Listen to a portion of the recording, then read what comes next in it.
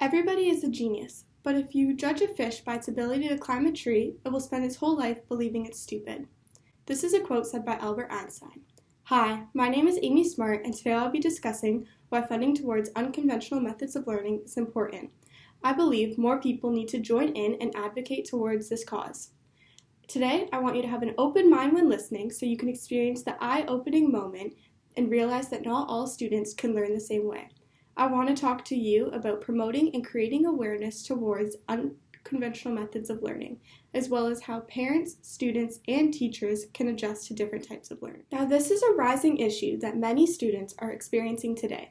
They feel isolated from everyone else just because they don't learn in what's considered the expected and typical learning environment. It increases the chances of making this kid feel stupid or unintelligent just because they don't test the same as the majority of kids do.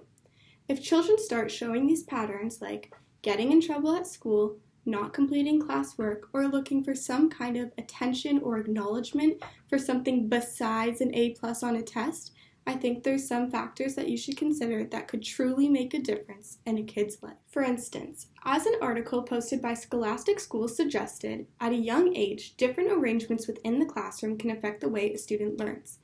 By using different lightings, different desk arrangements, room temperature, or just changing the overall appearance of the room can change the way a student acts or learns within a classroom. The lighting in specific has been proven to change the way how people act. Right from Scholastic Schools, they said, someone who is really fidgety or hyper may succeed better in dim lighting, whereas someone who struggles with fatigue and distraction will be better in bright lighting. This method of changing something and the appearance and approach a teacher takes within a classroom should be one of the first steps taken to alternate learning methods, opposed to making such a drastic change in a student's life. Another factor that has proven to affect the way of how students learn in the classroom is technology. This is something that affects the classroom in both a positive and negative way, but it's proven that when looking at it from a young age group, more pros outweigh the cons. As mentioned in the article, technology is an example of an alternate learning method. It's not a huge change that takes students away from the classroom, but it changes the way they learn. For example, if you were to give a group of kids a tablet and tell them to complete an assignment on it, with a lot of students, the chances of them staying more engaged and interested in the lesson is highly likely compared to if you were to give them a textbook and to tell them to answer 10 questions on it. So although technology is not a huge change, it can make a big change in the way that they act and participate in class activities to stay interested and engaged within the class. Another way of learning that can be very beneficial to some types of learners is online learning. It's a method of learning that's slowly becoming more and more popular. As of next year, in the school year 2020 to 2021, it is known that to graduate high school, you will now need to complete 2 online courses. In a way, this is taking 2 steps forward but then 1 back. E-learning is a great way to learn, but it's meant for a very specific group of people. As mentioned in the article posted by The Learning Scientist, to succeed in an online course, you have to have a variety of skills, like good time management skills, good self-discipline skills, and great organizational skills. As everyone is a different learner, some people have not fully developed these skills, which makes it significantly less likely for them to succeed in this class as if they were to just complete it in class. So, this can also be a really good option for people who struggle from social anxieties, like presentations. In an online course, it's very unlikely that you're going to have to do presentations.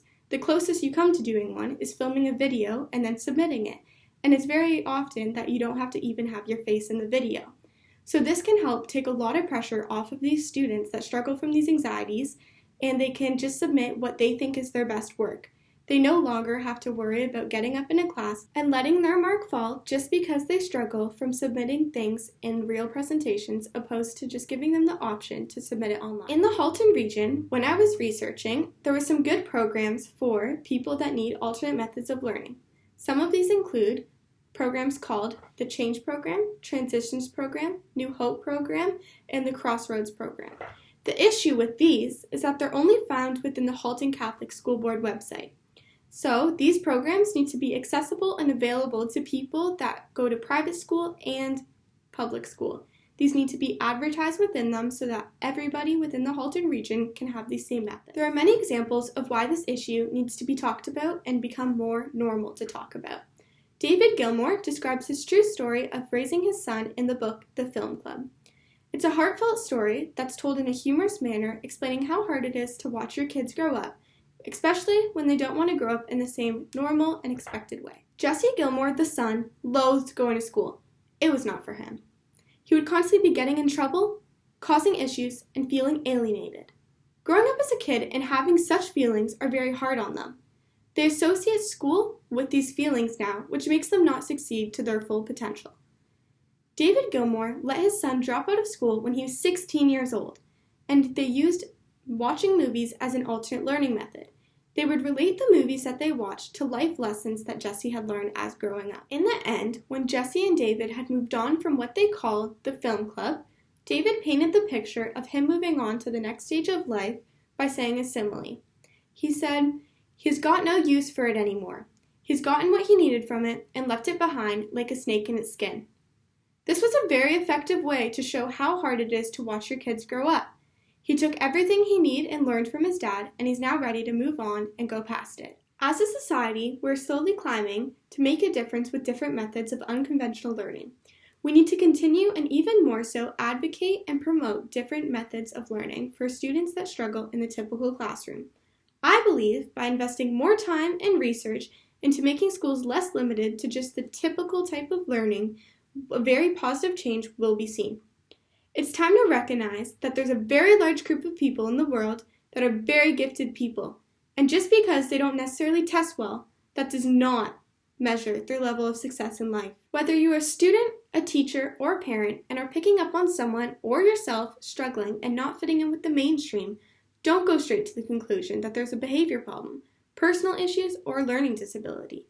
The mere mention of the phrase learning disability gives such a negative connotation to what an individual may apply themselves and can cripple their way of thinking. Just because someone doesn't succeed in the conventional and expected way of learning does not mean that they are not full of potential. Now, whether you are a student, a teacher, or a parent and are picking up on someone or yourselves struggling or not fitting in with the mainstream, don't go straight to the conclusion that there's a behavior problem, or that there's personal issues, or that they have a learning disability. The mere mention of the phrase learning disability gives such a negative connotation to what an individual may apply themselves to, and it can cripple their way of thinking. Just because someone does not succeed in the conventional and expected method of learning does not mean that they are not full of potential. So I will leave you with this. In an ever-changing world where people are encouraged to be their true selves, should we not be open to different methods of learning so that people can reach their full potential? Thank you.